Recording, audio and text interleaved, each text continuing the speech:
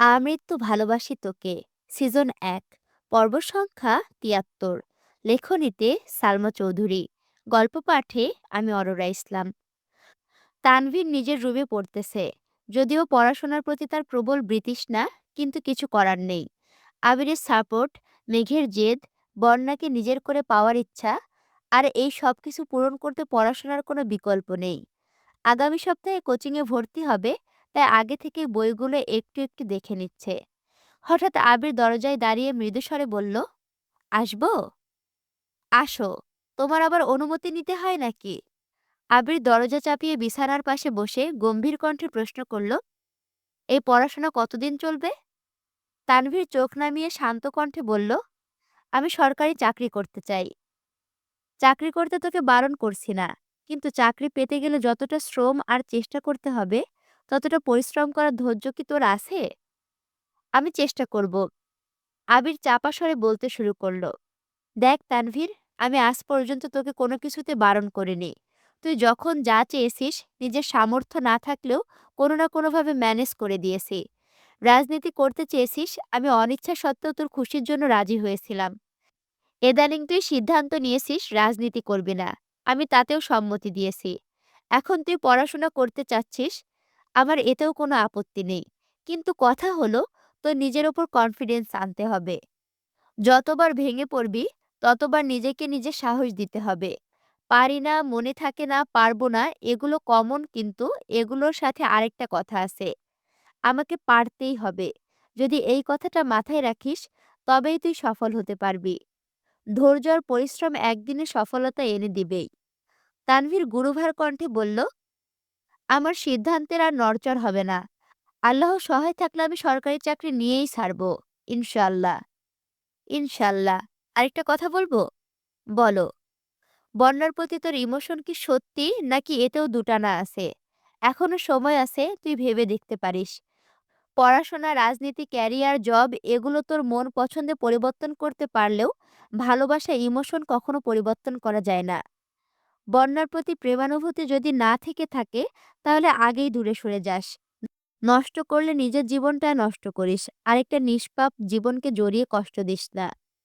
তানভীর চিবুক নামিয়ে তপ্ত স্বরে বলল, আমি সত্যি সত্যি বন্যাকে ভালোবাসি, তুমি বিশ্বাস করো। হয়তো তোমার মতো এত ভালোবাসতে পারি না, কিন্তু আমার জায়গা থেকে আমি ওকে সবটুকু দিয়ে ভালোবাসতে চাই। আবির কণ্ঠ দ্বিগুণ ভারী করে বলল, অতীতে সে মানসিকভাবে বিরক্ত করবে না তো? আমার জীবনে অতীত বলতে কিছু নেই। আমি আমার বর্তমান নিয়ে ভালো আছি, আর আমার বর্তমান নিয়ে ভালো থাকতে চাই। গুড। শুনলাম সেই দিন তোর এক্সকে নাকি থাপ্পড় মেরেছিস। তারপর কি দেখা হয়েছিল? তানভীর আঁতকে উঠে বলল, তুমি কিভাবে জানো? আমি তো বনুকে জানাতে বারণ করেছিলাম। বলে দিয়েছে তোমায়? ও আচ্ছা, তাহলে তোর বোনও জানে। এখন থেকে আমার কাছে কথা লুকানো শিখেছিস? তুমি ভুল বোঝো না প্লিজ। ওই মেয়ের কথা শুনলে তুমি রাগ করবা, তাই বলিনি। আর আমি নিজেও এই বিষয়টাকে পাত্তা দিতে চাই না। কিন্তু সেই দিন হাসপাতালে বন্যার সামনে জান ডেকেছিল, তাই রাগে থাপ্পড়টা মেরেছিলাম। আবির ভুরু কুঁচকে সন্দেহের দৃষ্টিতে তাকাতেই বলে উঠল, জান, সম্পর্ক এত দূর চলে গেছিল? উত্তরে তানভীর রিয়্যাক্ট করে বলছে, সি না, এই মেয়ে জীবনেও জান ডাকেনি আমায়। তুই তো কারি করে সময় কাটতো না, আবার জান। বন্যাকে দুদিন আমার সাথে দেখেছে, হয়তো সন্দেহ করেছে, তাই এমনভাবে কথা বলছিল। আবির শান্ত স্বরে বলল, তুই কি জানিস বন্যাকে রাস্তায় ডেকে ওই মেয়ে একদিন তোর সম্পর্কে কথা বলেছে? কি? কবে? আমি কিছু শুনিনি তো। বন্যাও কিছু বলেনি। তুমি কিভাবে জানো? বন্যা কেন তোকে বলবে? বন্যা কি তোর গার্লফ্রেন্ড? প্রপোজ করেছিস ওকে? সাহসই পাই না, যদি রিজেক্ট করে দেয়। কিন্তু তোমাকে ওই কথা কে বলেছে? সানি বলেছে। সানির বাসার কাছে বন্যা টিউশনি পড়াতে যায়। বন্যার সাথে ওই মেয়ে কথা বলার সময় সানি পাশ দিয়ে যাচ্ছিল। তখন তোর কথা শুনে দাঁড়িয়েছে, আর যতটা শুনেছে সবটা আমায় বলেছে। এটা তুমি আমায় আগে বললা না কেন? ওই মায়ারে এখন মাটিতে কুপাতে ইচ্ছা করছে। একেই বন্যাকে মানাতে পারছি না, তার উপর আরেক যন্ত্রণা হাজির। আমি এখন কি করব? তোর এক্সের কথা জানে সে? বনু বলেছে কিনা জানি না, কিন্তু আমি এখনো কিছু বলিনি। তোর উচিত বন্যাকে সবকিছু জানানো। তারপর তোর প্রতি তার কি অনুভূতি প্রকাশ পায় সেটা দেখার বিষয়। আচ্ছা ঠিক আছে। আবির উঠে যেতে যেতে আবারও বলল, লাস্ট বার বলছি, ডিসিশন নেওয়ার আগে আবারও ভাব। একটা মেয়ের জীবন সম্পূর্ণ তোর হাতে। তুই ভালো হলে মেয়েটা সুখী হবে, আর তুই খারাপ হলে মেয়েটা দুঃখী। ভাব ভাব, সারা রাত ভাব। প্রয়োজনে ২ রাত না ঘুমিয়ে তারপর ভাব। আজ শনিবার। মোজাম্মেল খান বাসায় ফিরেছেন। চাচ্চুর সাথে দেখা করতে আবির আজ একটু তাড়াতাড়ি বাসায় ফিরেছে। মূলত চাচ্চুর মনের অবস্থা বুঝতে আগেভাগে এসেছে আবির। কিন্তু মোজাম্মেল খান তেমন কোনো বিষয়ে আলোচনা করেননি। উনার আলোচনার টপিক প্রজেক্ট, লাভ লস আর সিফাত। চাচ্চুর সাথে কথা শেষ করে আবির নিজের রুমে চলে গেছে। এই সময়ে অফিসে গেলেও তেমন কোনো কাজে আসবে না, তাই আর বের হয়নি। নিজের রুমে বসে ল্যাপটপে কাজ করছিল। কিছুক্ষণ কাজ করার পর বেশ ক্লান্ত লাগছে, তাই কফি করতে নিচে যাচ্ছিল। মেঘের রুমের সামনে দিয়ে যাওয়ার সময় মেঘের ফোনে রিংটোনের শব্দ শুনতে পাই। বিশেষ মনোযোগ না দিয়ে আবির নিচে চলে গেছে। কফি করে নিয়ে আসার সময় আবারও শুনতে পেল মেঘের ফোনে কল বেজেই যাচ্ছে। আবির মেঘের রুম পেরিয়ে গেছে, কিন্তু অনবরত ফোনের শব্দে আবির অবচেতন মনে ঘুরে আসলো। মেঘ রুমে আছে কিনা দেখার জন্য উকিও দিল।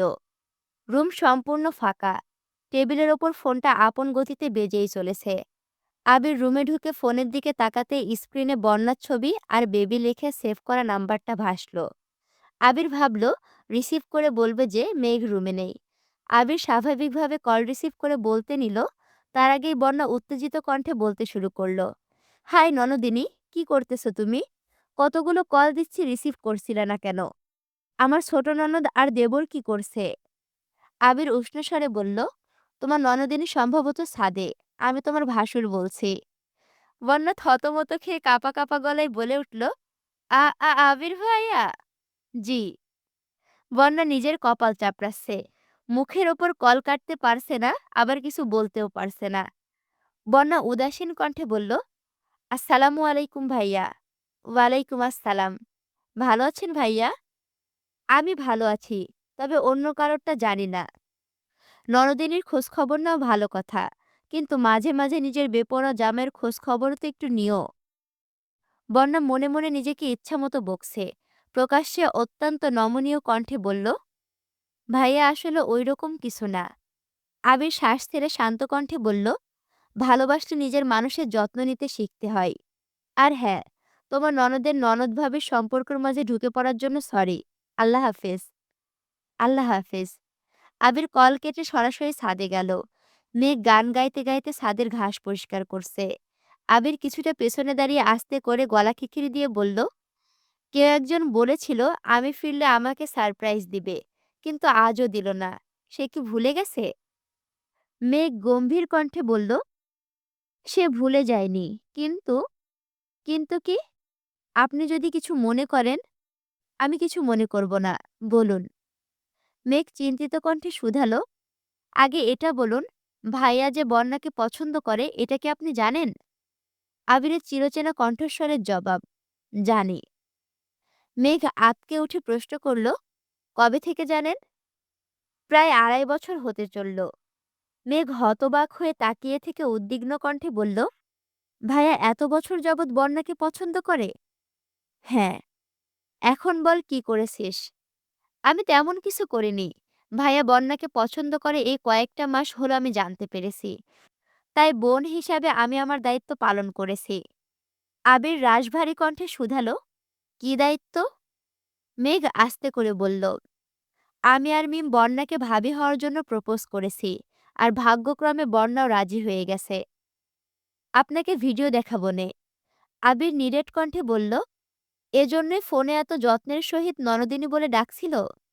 মেঘ রাশভারী কণ্ঠে বলল, আপনি কিভাবে জানেন? আবির সশব্দে হেসে বলল, তোকে কল দিয়েছিল। আমি কল রিসিভ করে শুধু বলতে চেয়েছিলাম তুই ছাদে, কিন্তু তার আগেই সে সব বলে ফেলেছে। তারপর? তারপর আর কি? সে যেহেতু ননদ দেবরের খোঁজ খবর নিচ্ছে, তাই ভাসুর হিসেবে আমারও তো পরিচয়টা দিতে হয়। তাই দিয়ে আসছি পরিচয়। এটা কি করলেন আপনি? আবির ঠাট্টার স্বরে বলল, আমি তো কিছুই করলাম না।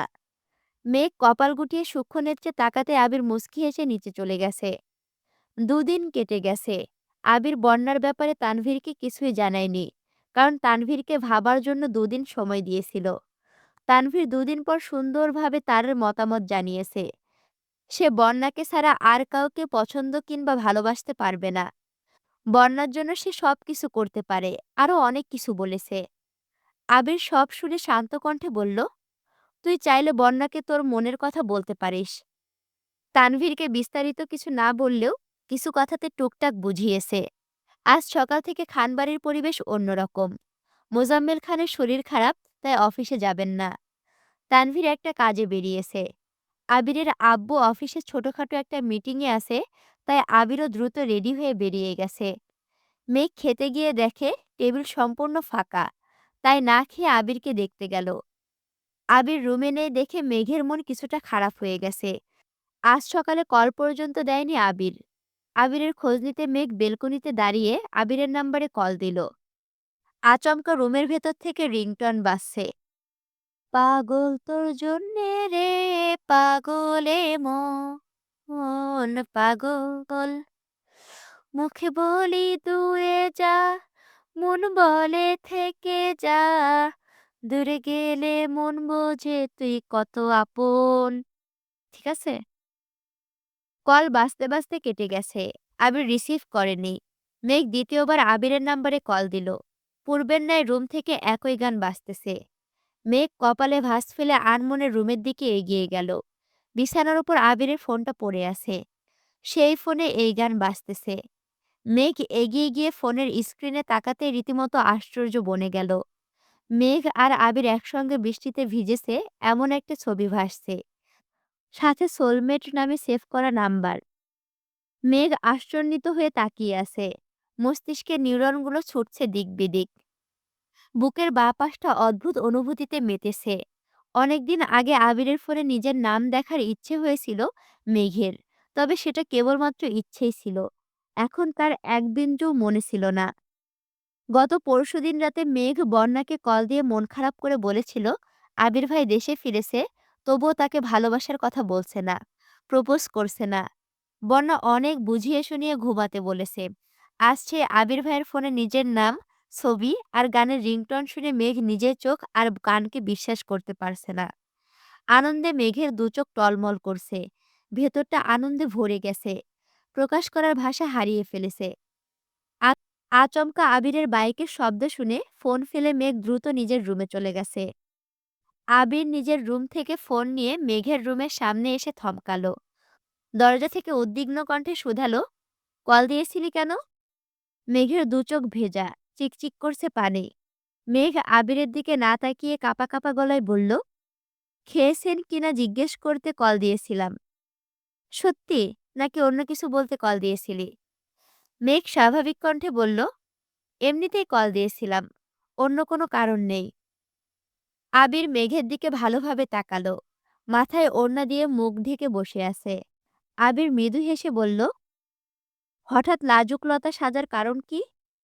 এমনি, আপনি অফিসে যান। এদিকে আলী আহম্মদ খান বারবার কল দিচ্ছেন। 11টায় মিটিং টাইম, যত দ্রুত সম্ভব যেতে হবে। আবির মেঘের থেকে বিদায় নিয়ে দ্রুত চলে গেছে। আবির বাসা থেকে বের হতেই মেঘ বর্ণার নাম্বারে কল দিল। প্রথমবার রিসিভ হয়নি। এরপর থেকে নেটওয়ার্ক বিজি, ব্যস্ত বলছে।